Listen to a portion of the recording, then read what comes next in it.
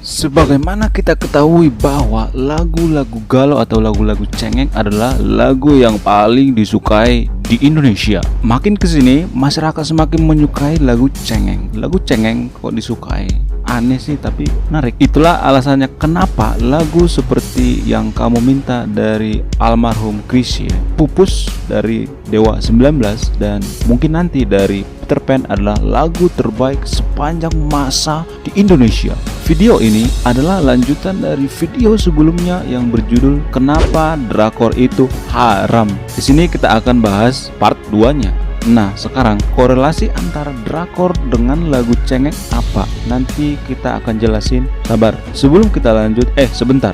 Video ini mengandung unsur logika yang berat, mengandung pembunuhan mindset, mengandung dogma-dogma baru. Jadi, bagi sahabat yang tidak siap dengan melihat sebuah masalah dari kacamata yang berbeda, skip aja. Mohon di skip video ini. Oke, kalau sahabat sudah siap, mari kita sama-sama berkelana ke alam pikiran yang liar.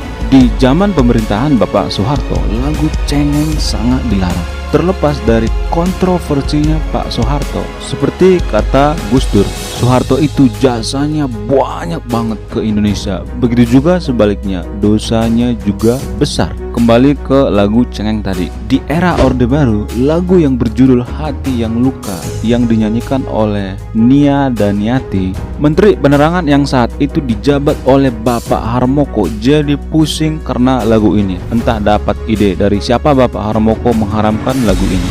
Lagu ini terbilang lagu legendaris pada masanya, bahkan terjual sampai jutaan kopi. Saat itu masih menggunakan kaset pita. Ternyata usut punya usut, kenapa lagu cengeng ini dilarang pemerintah saat itu? Lagu cengeng atau film cengeng seperti drakor itu secara tidak kita sadari membuat mental kita juga ikut cengeng. Seperti di video-video saya sebelumnya, kata adalah doa. Apa yang sering kita ulang-ulang dan sering percayai itu akan mempengaruhi otak bawah sadar kita. Ketika kita sering dengar lagu dan film cengeng seperti drakor, maka mental kita juga akan dipengaruhi. Ibarat komputer, ketika softwarenya bermasalah diserang virus, maka kita perlu antivirus atau pembersih virus. Lagu cengeng, film yang tak mendidik adalah semacam virus. Untuk itu, pemerintah perlu tindakan biar lagu cengeng dan film tidak mendidik harus dikontrol oleh pemerintah, karena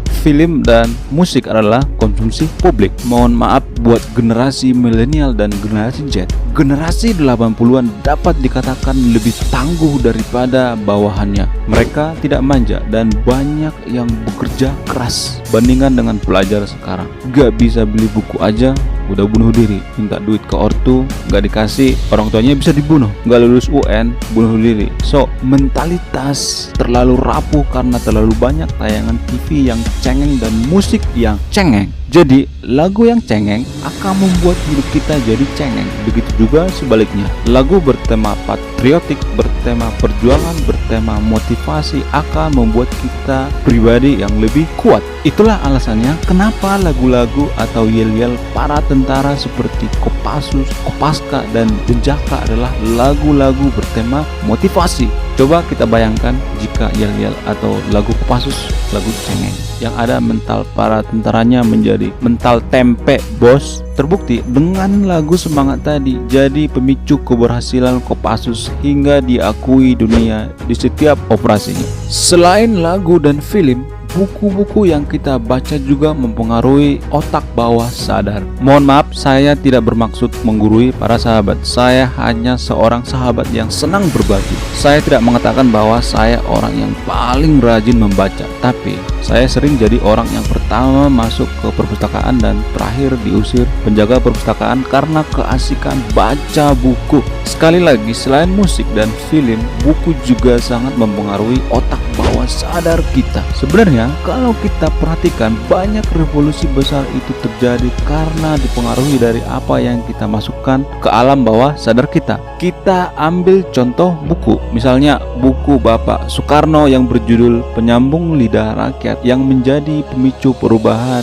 dari zaman kolonial hingga merdeka, atau buku yang berjudul Perjuanganku yang ditulis oleh Adolf Hitler misalnya. Buku Perjuanganku adalah buku yang sangat berpengaruh di era Adolf Hitler. Terlepas Hitler adalah orang yang kontroversi, kita harus akui bahwa ia berhasil mengangkat derajat Jerman dari negara yang kalah perang dunia pertama hingga menjadi raksasa Eropa saat itu, bahkan hampir memenangkan perang dunia kedua. Oke, kembali kita ke lagu cengeng tadi. Yang menarik dan unik dari topik ini adalah karena ada kesamaan dari tipe beberapa orang kaya raya yang sering saya jumpai. Saya tidak tahu apakah mereka janjian padahal tidak saling mengenal. Mereka selalu mempunyai kesamaan, yaitu mereka tidak menyukai lagu-lagu cengeng. Mereka menyukai dan memiliki lagu favorit, lagu bertema semangat. Fakta inilah membuat saya menulis e-book kebiasaan-kebiasaan unik para triliuner.